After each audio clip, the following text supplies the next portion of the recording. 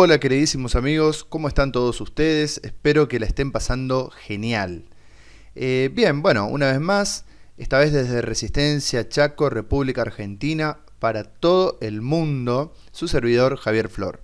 Hoy vamos a tocar los conceptos básicos relacionados al metabolismo, lo básico necesario para iniciarse, para adentrarse en el mundo del metabolismo a nivel celular y molecular, ¿sí? Vamos a hablar un poquitito de vías metabólicas y de la producción de energía. Repito, conceptos muy básicos porque ya vamos a tocar puntualmente cada vía metabólica, pero en fin, les decía que vamos a hablar un poquitito de la producción de energía a partir del catabolismo de aquellas moléculas que son necesarias para generar energía dentro del organismo. Así que bueno, nos presentamos y nos vemos en un ratito.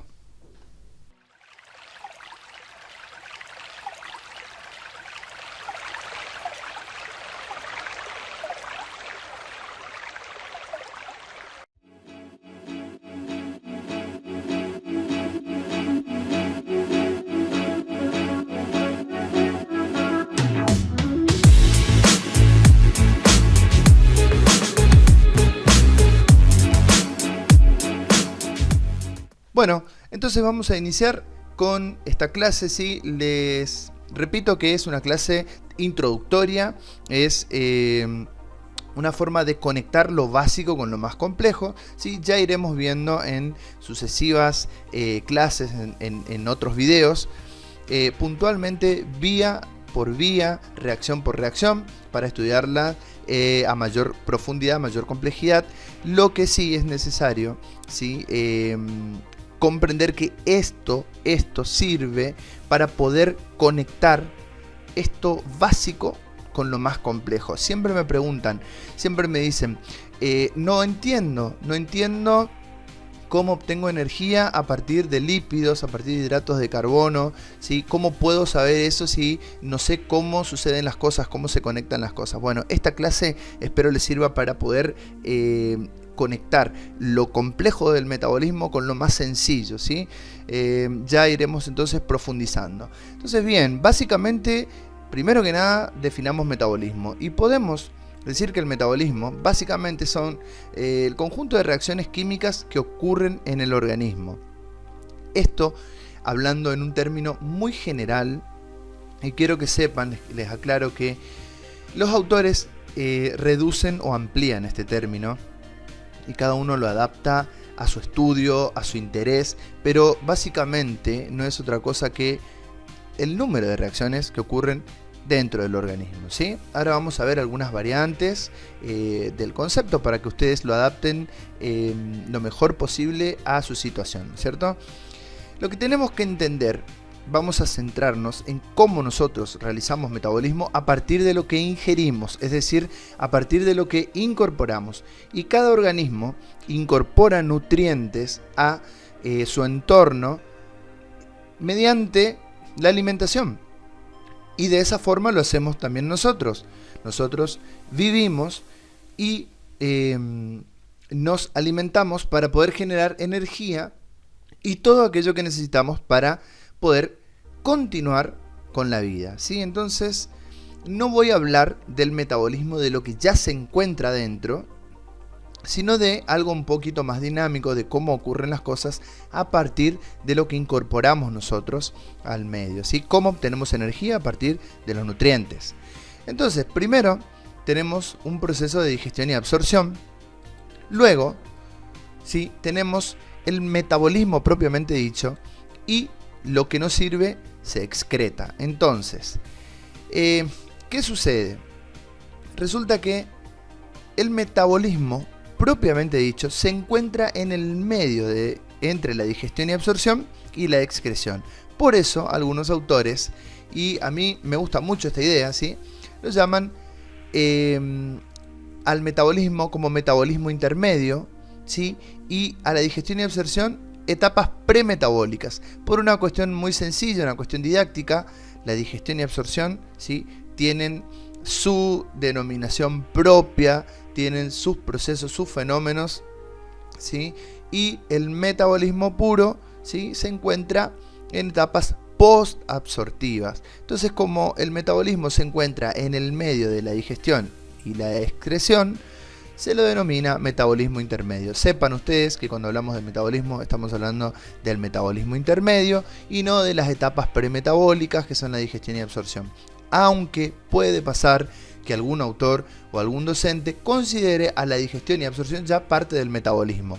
Por eso es que, recalco esto, el conjunto de reacciones químicas que ocurren en el organismo.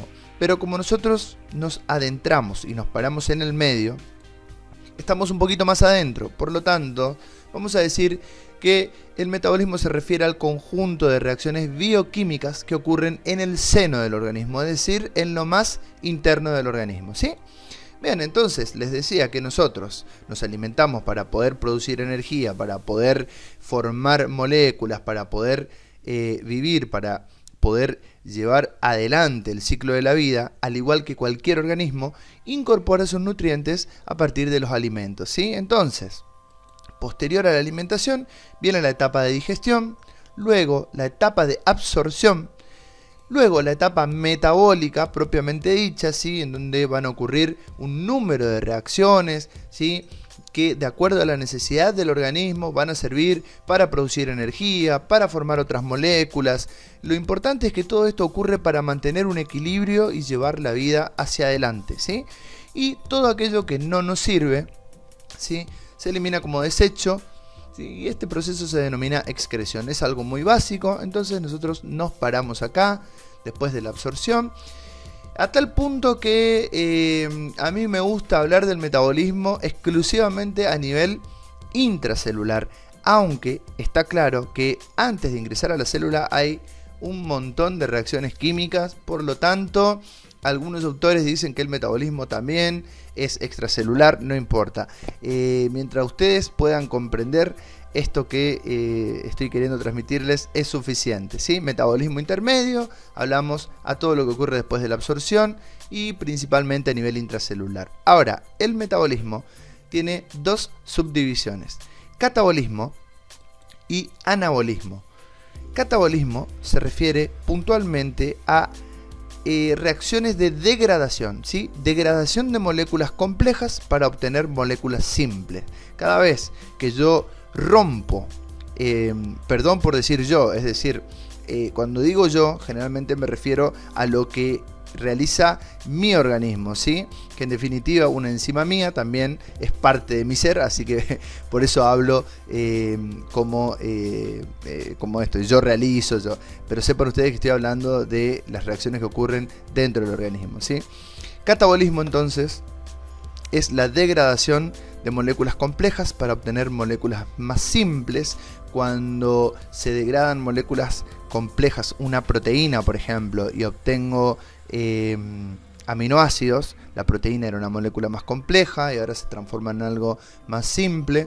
Entonces esto es parte del metabolismo, ¿sí? Una reacción catabólica, Y el anabolismo es lo contrario, formación de moléculas complejas a partir de moléculas más simples, ¿sí? Entonces, si tengo varios aminoácidos y los reúno y formo una proteína, entonces en ese momento estoy realizando una reacción anabólica. Pero ambos conceptos forman parte de uno solo, que es el metabolismo, ¿sí? Entonces, subdivisiones, catabolismo y anabolismo. Bien, entonces, si hablamos de catabolismo, ¿sí?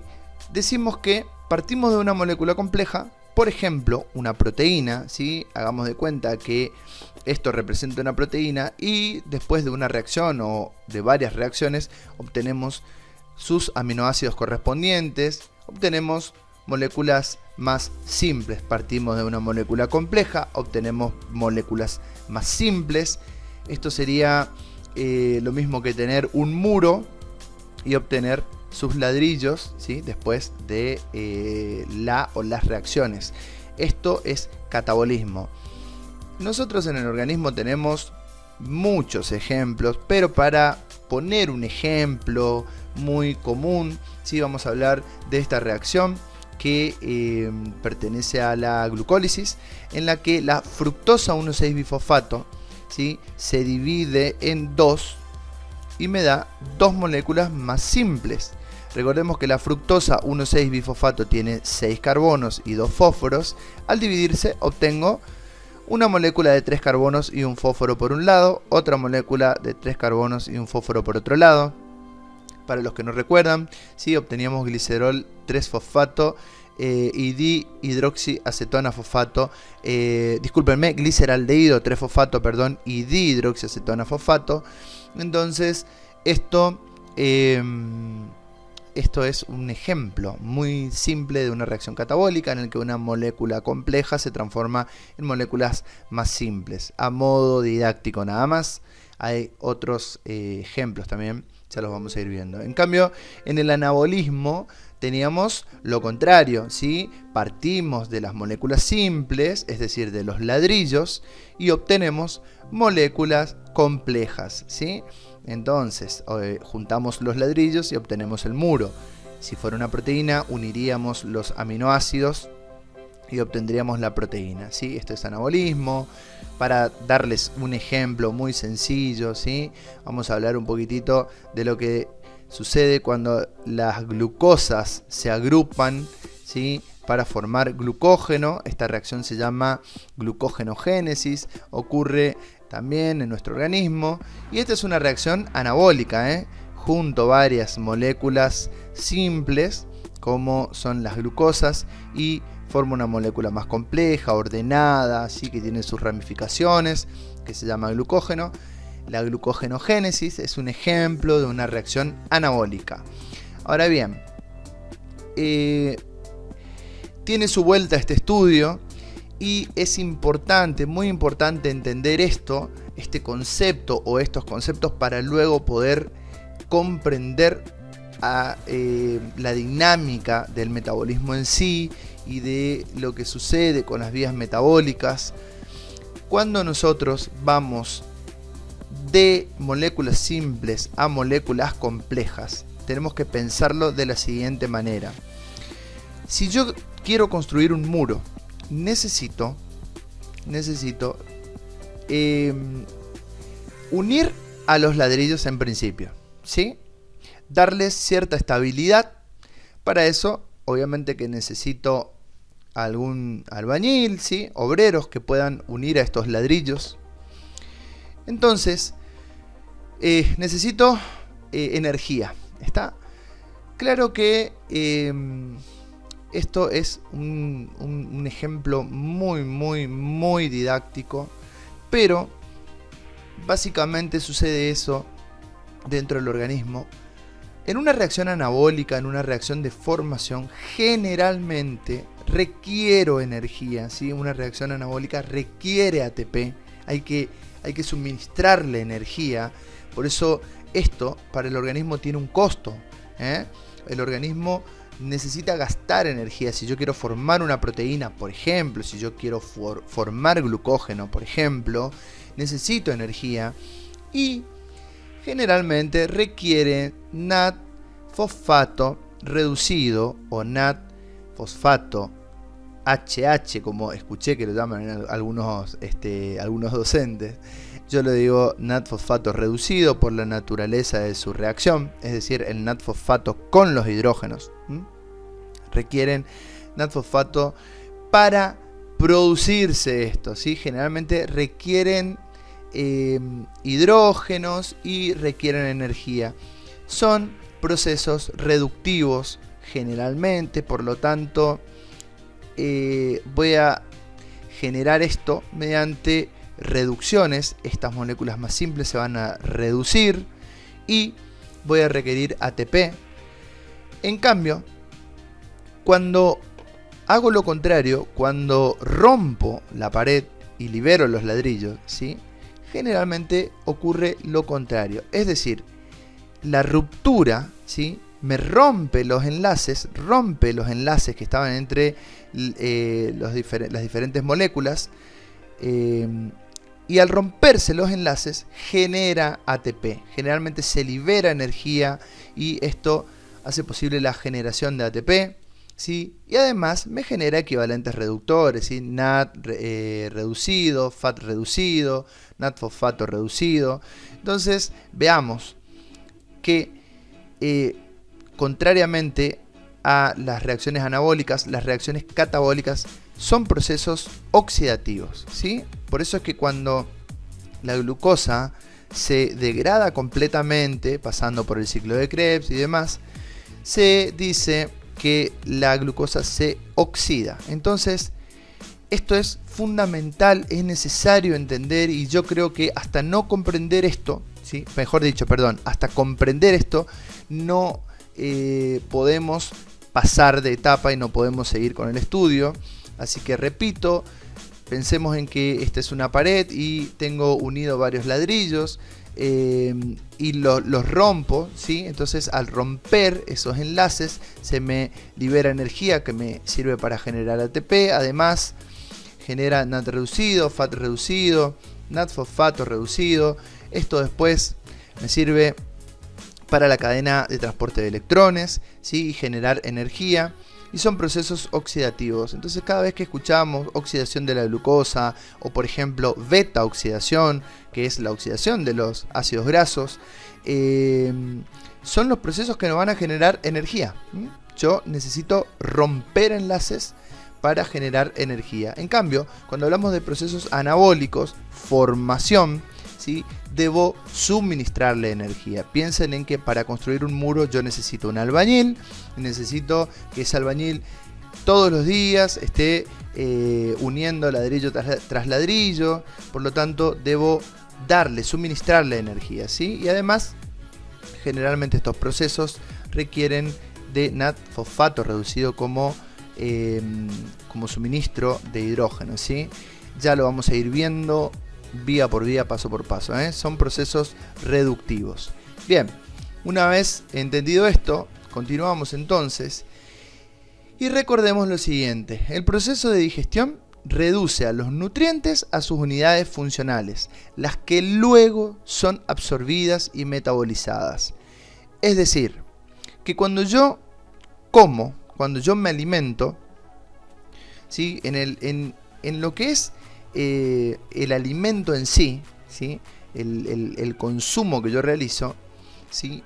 Ese alimento tiene un conjunto ya de moléculas, de macromoléculas o nutrientes que van a pasar todos juntos, ¿sí? Todos juntos por el proceso de digestión, y después van a ir sufriendo las degradaciones correspondientes para ser absorbidos. Pero en un mismo bolo puedo tener proteínas, lípidos, hidratos de carbono, vitaminas, minerales, etc., ¿sí? Nosotros vamos a decir que los hidratos de carbono que incorporamos después de la digestión, ¿sí? Se van a transformar en monosacáridos. Por ejemplo, glucosa, fructosa, etc., ¿sí? Las proteínas, después del proceso de digestión, se van a transformar en aminoácidos, ¿sí? Por ejemplo, valina, metionina, leucina, las que ustedes quieran. Esto es a modo didáctico. Y los lípidos, después del proceso de digestión, me van a dar glicerol y ácidos grasos, ¿sí? Ácido palmítico, ácido oleico y aparte el glicerol. Por lo tanto, después del proceso de digestión, ¿sí? Los nutrientes son reducidos a sus unidades funcionales. Si tengo almidón, voy a obtener glucosa, ¿eh? Si tengo proteínas, voy a obtener aminoácidos, las proteínas de la carne, las proteínas de la soja, por ejemplo. Y los lípidos, las grasas, se van a transformar en glicerol y ácidos grasos, que luego van a ser absorbidos y van a ir a constituir este conjunto de reacciones que se llama metabolismo, ¿sí? Y lógicamente, de acuerdo a las necesidades del organismo, ¿sí? Iremos a reacciones anabólicas o a reacciones catabólicas. Esto ya no depende de nosotros en sí, no es algo que nosotros podamos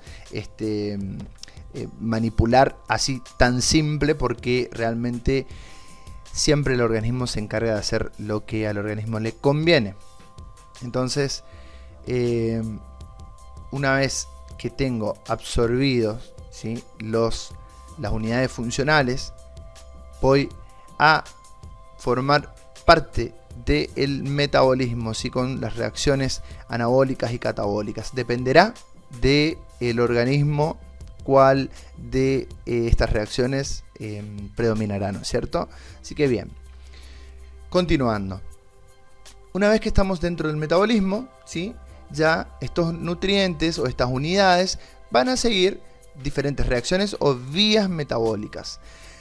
Las vías metabólicas son las series de reacciones catalizadas por enzimas ordenadas en una secuencia definida, ¿sí? Entonces, un conjunto de reacciones, lógicamente los obreros en nuestro organismo se llaman enzimas, y estas reacciones van a estar ordenadas en una secuencia que está definida y que esa secuencia es necesaria para poder conseguir aquello que el organismo requiere, ¿sí?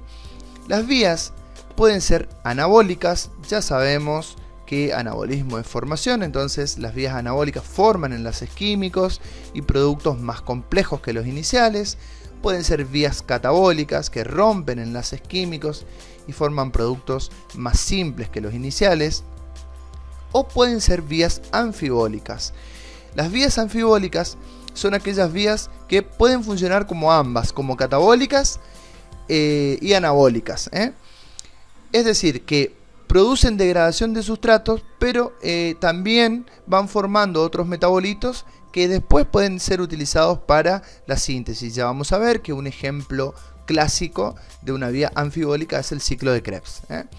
Entonces, tenemos una vía. Esto es una vía. Tenemos un sustrato inicial, que vamos a llamar A, y un producto final, que es el producto E. Después de un conjunto de reacciones, A se transforma en B mediante la enzima A minúscula. B se transforma en C mediante la enzima B minúscula. C se transforma en D mediante la enzima C minúscula. D se transforma en E mediante la enzima D minúscula, llegando al producto final. Es lo que el organismo necesita y listo. Una vez que obtengo E, ya está, es suficiente, termina la vía metabólica. Pero como verán, están ordenadas en forma definida, de tal forma que la enzima D no puede catalizar la reacción de A a B.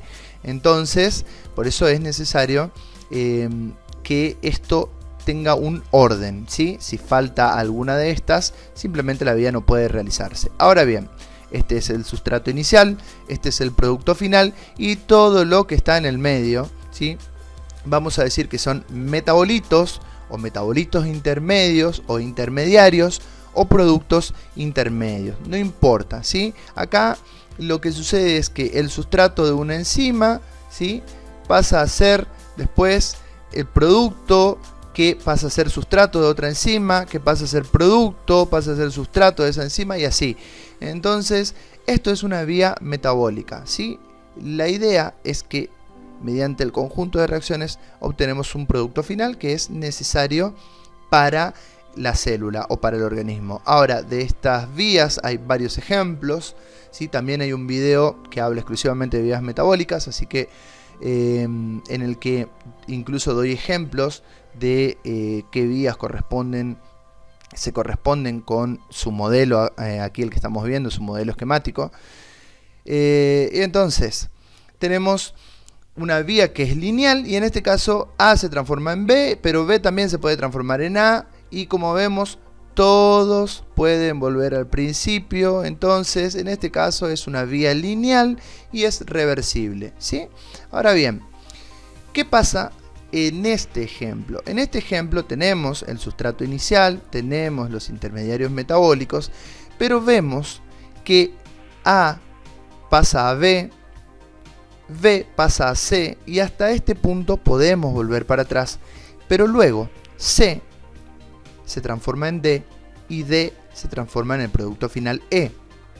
Estas reacciones, ¿sí?, como vemos, no tienen vuelta atrás, por lo tanto son reacciones irreversibles. Y al ser reacciones irreversibles, si el organismo intenta volver al al sustrato inicial, no puede hacerlo por este camino de regreso, por lo tanto, lo que debe hacer es buscar, ¿sí?, una alternativa, hacer un desvío, ¿sí? En este caso E se transforma en S y S tiene la capacidad de transformarse en C, lógicamente mediante reacciones bioquímicas, ¿no es cierto? Y de esa manera sí puedo volver de nuevo a el sustrato inicial. Por lo tanto, vuelvo, ¿sí? La transformo en reacción reversible, pero desviando. No puedo volver de E a A pasando por D, porque este conjunto de reacciones son irreversibles. Sepan nada más que existen vías que son lineales reversibles y vías que tienen puntos que son irreversibles, que para volver al principio tenemos que desviar, ¿sí? Continuando con vías, también hay vías que son ramificadas. En este caso, A, ¿sí?, se puede transformar en B mediante la enzima A minúscula, pero B puede tener dos alternativas: transformarse en C mediante la enzima B minúscula o transformarse en P también mediante la enzima B minúscula. ¿De qué va a depender esto? Va a depender de las necesidades del organismo, ¿sí? En este caso vemos una B', ¿sí? Ahora bien, una vez que tengo C, C se va a transformar en E. No puede C transformarse en R, ¿se entiende? Porque para obtener R debo venir por el camino que me lleva a la ramificación P, ¿se entiende? Es una ramificación, tengo enzimas, ¿sí? Y estas enzimas me dan la posibilidad de obtener dos productos finales, ¿sí? De qué va a depender de lo que necesita el organismo. Si bien es una sola reacción, ¿sí?, una vez que estoy en C, obligatoriamente termino en E, y una vez que estoy en P, obligatoriamente termino en R. Bien, entonces tenemos también otro ejemplo de vías metabólicas en cascada o en escalera, en donde una reacción catalizada por una enzima, por ejemplo A, se transforma en B mediante la enzima A minúscula, ¿sí?, es capaz de desencadenar una serie de reacciones, ¿sí? Gracias a la primera, ¿sí?, se desencadena el resto. Entonces a esto lo llamamos vía en cascada o en escalera, ¿sí? Ya vamos a ver en la clase de vías metabólicas puntualmente ejemplos puntuales, ¿sí? Entonces, para finalizar con los modelos de vía, tenemos otras vías que son cíclicas, ¿sí? En este caso se llama vía cíclica o ciclo metabólico. ¿Qué sucede? Que tengo aquí el producto final P, ¿sí? Y estos que están en el medio, A, B, C y D, son los intermediarios metabólicos. Pero para que este ciclo ocurra, necesito sí o sí de otra molécula que se llama alimentadora, ¿sí?, que en este caso está representada por la letra S. A se transforma en B solamente si ingresa S al ciclo. Podemos decir que A más S luego me da B, que luego se transforma en C, que luego se transforma en D, y como verán ustedes, D libera el producto final y también se transforma en A. Por lo tanto, aquí tengo una generación de A y del producto final. En este caso tengo la unión de A con su alimentador para formar B. Al final tengo la generación del producto final y de A partir de D, ¿sí? Es un juego de palabras nada más, no es nada complejo. Estos alimentadores tienen nombres propios. En el ejemplo del ciclo de Krebs, el alimentador es el acetil-CoA. Y por último tenemos vías cíclicas, pero que están relacionadas o interconectadas por un metabolito o intermediario en común. En este caso, los alimentadores son S y X, ¿sí?, que generan, ¿sí?, un intermediario en común por el que se pueden relacionar. El ejemplo es el ciclo de la urea y el ciclo de Krebs, uno de los ejemplos, lógicamente, y me generan como producto final Y, ¿no es cierto?, y P. Pero sepan que están interconectadas, ya lo veremos en profundidad. Entonces, esto por ahí es un poco entender de qué se trata, en qué tipo de vía estamos parados, en qué tipo de vía estamos ubicados, con qué se relaciona cada vía. Y una vez que podemos hacer ese clic, El resto es simplemente relacionarlo, aprender los nombres, no tiene ningún secreto.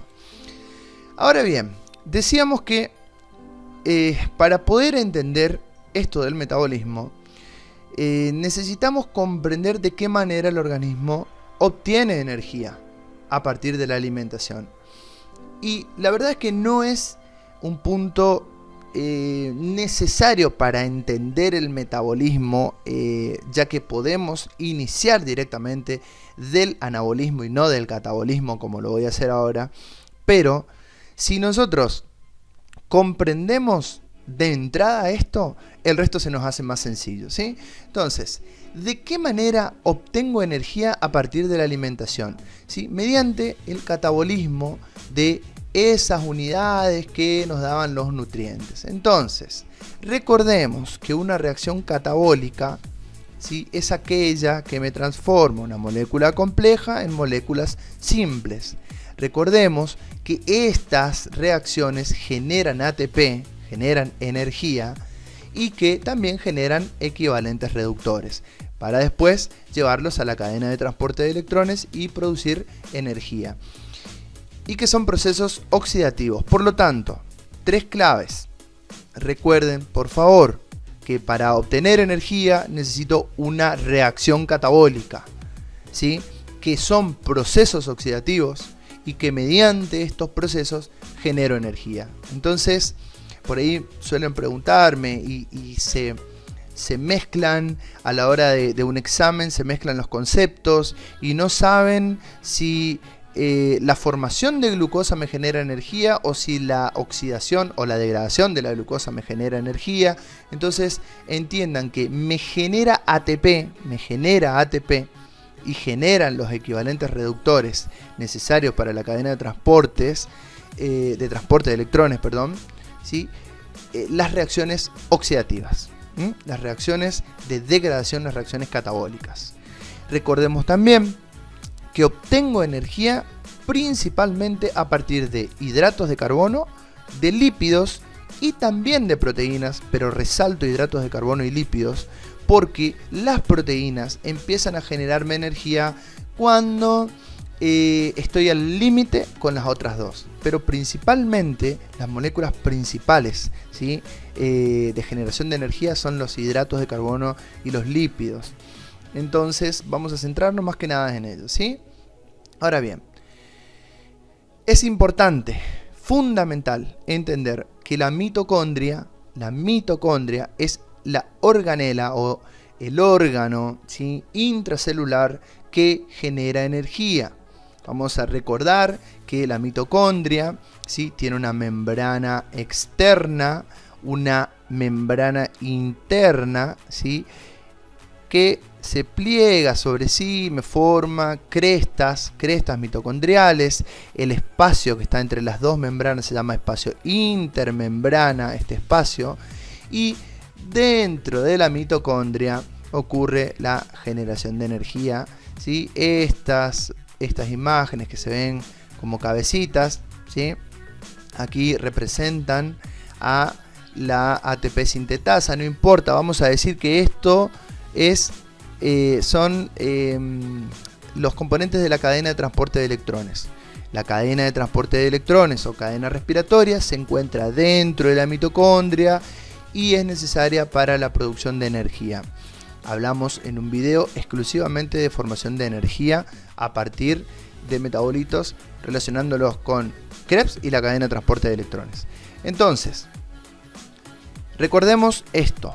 Necesito, para generar energía, al menos en las células más evolucionadas, ¿sí?, de este órgano, esta organela que se llama mitocondria. Entonces vamos a prestarle en este video, ¿sí?, fundamental atención a la mitocondria.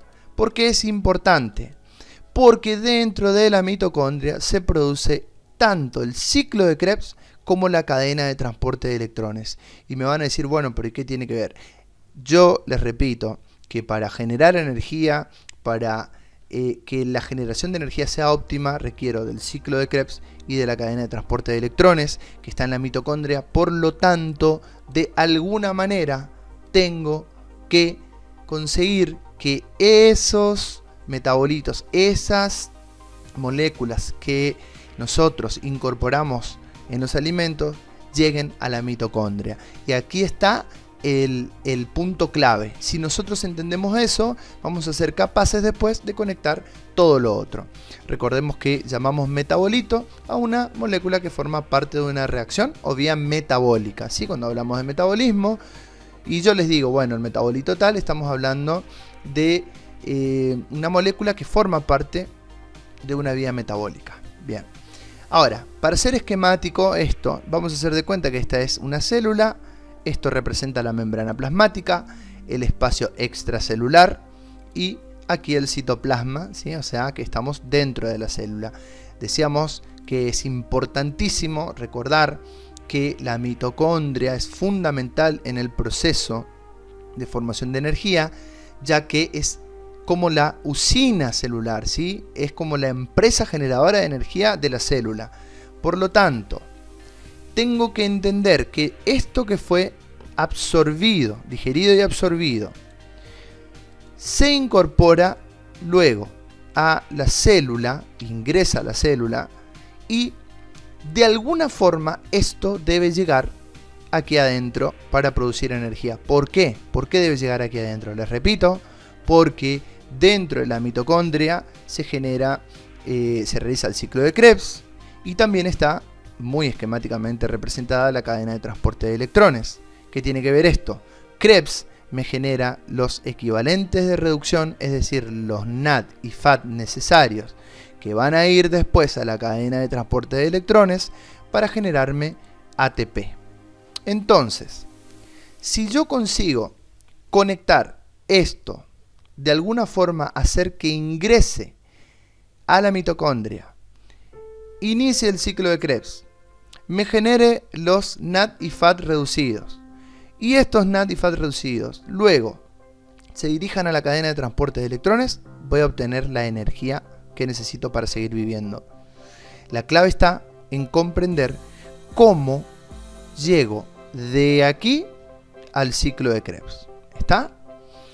Entonces, la pregunta, ¿cómo conecto el catabolismo que se inicia en el citoplasma con el ciclo de Krebs?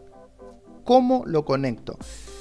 Y la forma de conexión es mediante una molécula que se llama acetil-CoA o acetil-coenzima A. Entonces, la forma de conectar para la producción de energía, estamos hablando de producción de energía, la forma de conectar a las moléculas que se encuentran en el citoplasma con el ciclo de Krebs es mediante el acetil-CoA. ¿Cómo? ¿De qué manera? Bueno, es muy simple. Hoy hablábamos de que el acetil-CoA es el alimentador de Krebs. Fíjense que estamos hablando de una vía cíclica, un ciclo metabólico. Aquí tenemos entonces el acetil-CoA que inicia el ciclo de Krebs uniéndose al oxalacetato. El oxalacetato se une a acetil-CoA y gracias a esto se inicia el ciclo de Krebs. Aquí obtengo los NAD reducidos y FAD, ¿sí? También obtengo ATP. Entonces, si yo entiendo que con el acetil-CoA inicio Krebs, una vez que tengo estos NAD reducidos, luego van, como verán aquí, NAD reducido y FAD reducido, ¿sí? A la cadena de transporte de electrones para producir energía. Como les decía, la clave está en entender que esos nutrientes deben transformarse a acetil-CoA. Si entiendo esto, si comprendo de qué manera los lípidos se transforman en acetil-CoA, los hidratos de carbono se transforman en acetil-CoA y los aminoácidos se transforman en acetil-CoA, habré entendido, habré conectado, ¿sí? todo el proceso de oxidación de los nutrientes para obtener energía, ¿sí? Mediante la respiración, ¿sí? Mediante la fosforilación oxidativa, la cadena de transporte de electrones, la respiración celular. Entonces, recordemos, hidratos de carbono, proteínas y grasas son digeridos y absorbidos y transformados en sus unidades, ¿sí? Azúcares simples, aminoácidos y ácidos grasos y glicerol en el caso de las grasas. Se produce el catabolismo, conecto de alguna manera, transformo esto en acetilcoenzima A, y una vez que tengo el acetil-CoA puedo iniciar el ciclo de Krebs y luego, mediante la cadena de transporte de electrones, generar ATP. ¿Sí? La conexión, recuerden, está aquí en el acetil-CoA. Entonces, ¿cómo se transforma todo eso en acetil-CoA? Vamos a repetir aquí en este resumen, me parece muy importante, ¿sí? Tenemos los alimentos, la comida, ¿sí? Grasas, hidratos de carbono y proteínas, se digieren y se absorben. Una vez más, repito, me dan ácidos grasos y glicerol, glucosa y aminoácidos, y todos estos, ¿sí? Ingresan después a la mitocondria y se transforman en acetilcoenzima A. Ahora, ¿cómo vamos a hacer para entender cómo transformo esto en acetil-CoA? Bien, eso ya se va a explicar en el metabolismo puntual de cada molécula. Por ejemplo, cuando veamos metabolismo de las grasas, de los lípidos, veremos cómo transformo los ácidos grasos en acetil-CoA. Cuando vemos metabolismo de los hidratos de carbono, cómo transformo a la glucosa en acetil-CoA, y lo mismo con metabolismo de las proteínas.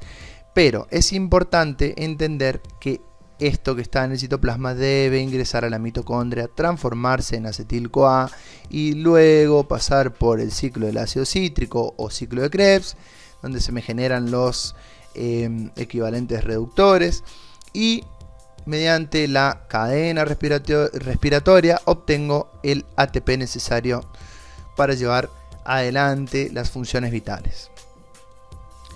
Bien, este resumen es simplemente para que ustedes puedan entender la dinámica y después ir ya profundizando a detalle, ¿sí? En cada vía.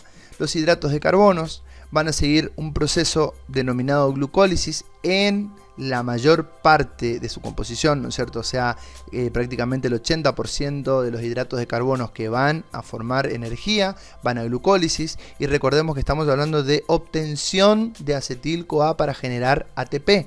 No estoy hablando de formación de glucógeno ni nada. Aquí, ¿qué sucede? ¿Cómo obtengo yo el acetil-CoA? A partir de los hidratos. Entonces, primero vamos a glucólisis, después de la glucólisis se produce la descarboxilación oxidativa. Luego de la descarboxilación oxidativa voy al ciclo de Krebs. Luego de Krebs voy a la cadena de transporte de electrones y ahí obtengo el ATP. Entonces, la descarboxilación oxidativa, está recuadrado, es el proceso, es la forma en la que el organismo transforma los hidratos de carbono en acetil-CoA para después ingresar a Krebs y después ir a la cadena de transporte para generar el ATP. Entonces la pregunta es ¿cómo se llama el proceso por el que obtengo acetil-CoA a partir de hidratos de carbono? Bueno, el proceso se llama descarboxilación oxidativa. Ya en otro video hablamos de esto a detalle. Los lípidos, en cambio, así como los hidratos de carbono sufren un proceso denominado glucólisis, los lípidos, ¿sí?, tienen su lipólisis. ¿Está? Después de la lipólisis se produce la beta oxidación, y es la beta oxidación la vía metabólica por la que obtengo el acetil-CoA a partir de lípidos. Luego voy a Krebs y luego a la cadena de transporte de electrones. Por lo tanto, ¿cómo obtengo acetil-CoA?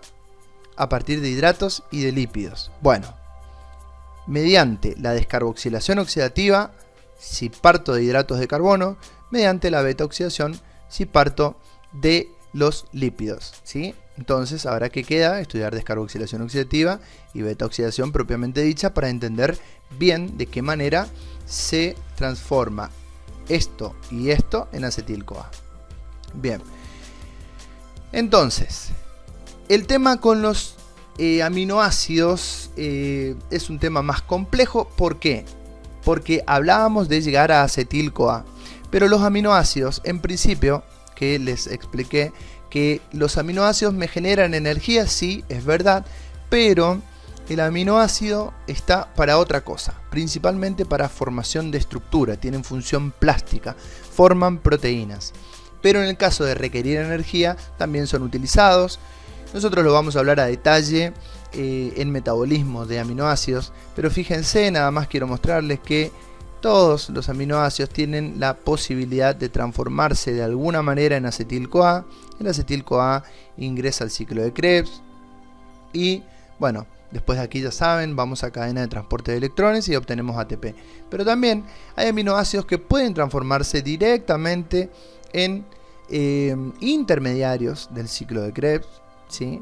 Directamente se transforman en intermediarios que están y se conectan directamente con Krebs, ¿sí? Reacciones de rellenos, reacciones que denominamos anapleróticas, ¿sí? Son reacciones que rellenan, sirven para rellenar el ciclo en caso de deficiencia, así que o de necesidad de energía, ¿no es cierto? Así que esta es la forma en la que los aminoácidos se transforman en acetil-CoA y de esa manera podemos obtener energía.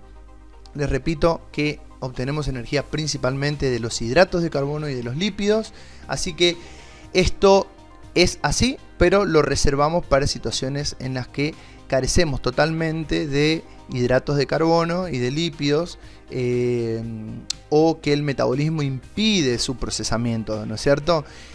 Así que bueno, espero que esta clase les haya servido, que les haya abierto un poquitito más la visión respecto a lo que son las cuestiones metabólicas, un tema realmente muy apasionante. Espero que les sirva mi manera de explicar. Este video va dedicado a mis alumnos de la carrera de Tecnicatura Superior en Enfermería de la Universidad Popular Empresarial de Resistencia Chaco. Quiero agradecerles a todos ustedes por enseñarme a enseñar. Así que gracias a ustedes, chicos, muchísimas gracias realmente. Gracias a todos por haber mirado este video. Y bueno, espero que les sirva. Humildemente, su servidor Javier Flor. Una vez más, continuamos en próximos videos. Hasta la próxima.